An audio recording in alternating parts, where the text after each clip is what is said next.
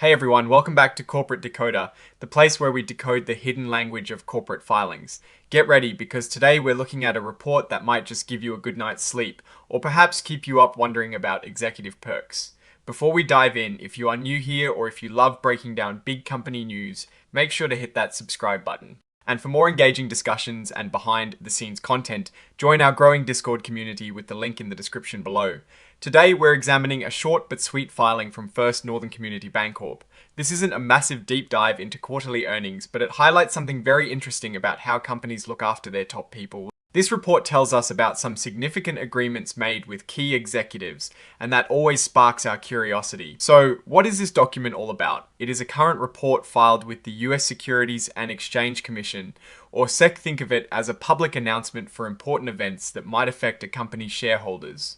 In this case, the earliest event reported is the 6th of January, 2026. The company we're focusing on is First Northern Community Bancorp. They're a financial institution based in California, and you might know their stock symbol is FNRN. The main event here falls under section 5.02 of the report. This section typically covers changes in a company's leadership, like directors leaving or new officers being appointed.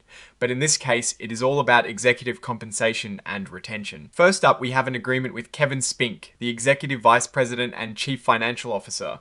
On the 6th of January 2026, their subsidiary First Northern Bank made a deal with Mr. Spink, the goal to give him a special retirement and retention award. Essentially, it is an extra bonus to keep him with the company. The amount of this award depends on how well he helps the company meet its yearly performance goals. These goals are set beforehand by a special committee that looks at executive pay. Mr. Spink will fully earn these awards when he turns 65, as long as he stays with the company until then. Now, there are some strings attached. If he is fired for a reason the agreement calls cause, or if he quits without what is considered good reason, before his 65th birthday, he could lose any awards he has not yet fully earned. But here is where it gets interesting. If his employment ends for other reasons like being let go without cause, or if he leaves for good reason, or if there is a major business change like a company takeover within 2 years of that change, or if he passes away or becomes disabled, then 100% of his awards become immediately his. This structure is designed to reward loyalty and performance while also providing a safety net in certain circumstances. Next, we have an agreement with Brett Hamilton, the Executive Vice President and Chief Credit Officer. On the same day, the 6th of January 2026, the company entered into a supplemental executive retirement plan participation agreement with him. This agreement is tied to their existing supplemental executive retirement plan. The special part for Mr. Hamilton is how his service time is calculated. If he leaves the company after he turns 60, but before he turns 62, he'll get credit for an extra 2 years of service. If he leaves after he turns 62, he'll get credit for an extra 4 years of service. This basically boosts his retirement benefit.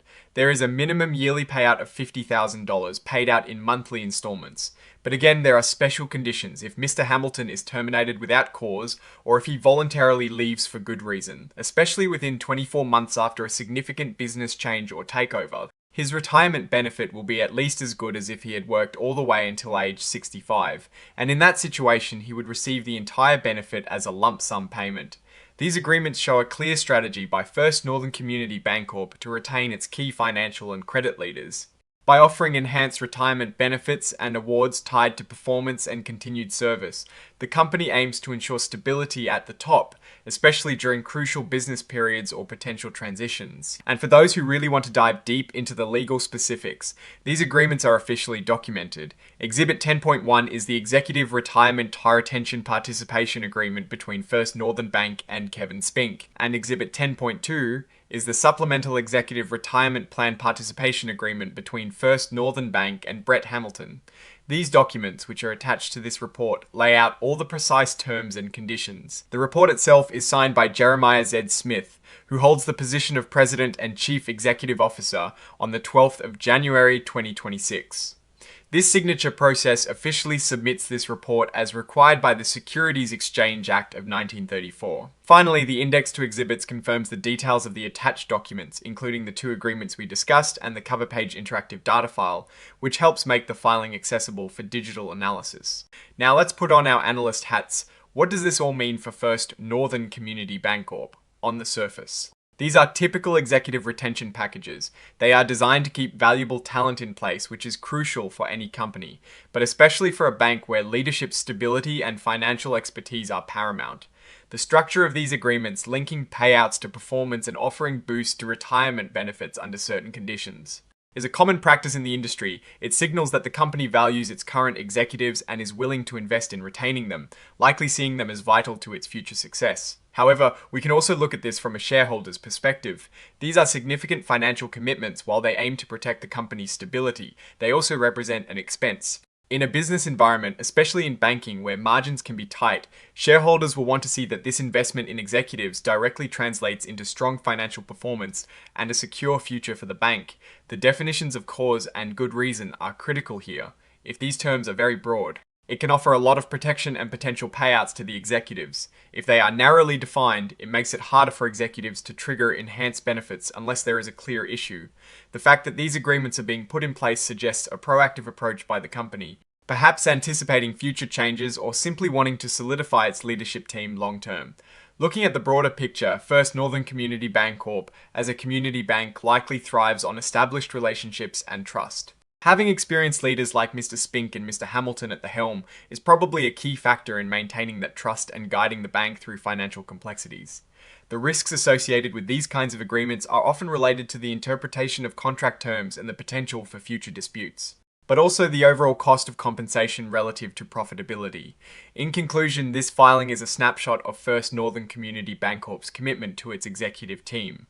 It highlights a strategy focused on retention and incentivizing performance through carefully crafted retirement and retention awards. While these are standard practices, they underscore the importance of experienced leadership in the financial sector.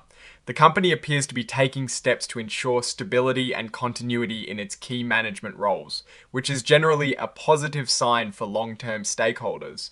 What is your take on these executive agreements? Do you think this is a smart move for the company? Or are there hidden implications? Let us know your thoughts in the comments below. If you found this breakdown insightful, please give this video a thumbs up and don't forget to subscribe for more corporate secrets revealed. And for those who like to connect and discuss these topics further, our Discord community is waiting for you in the description. Thanks for tuning in to Corporate Decoder, and we'll see you in the next video.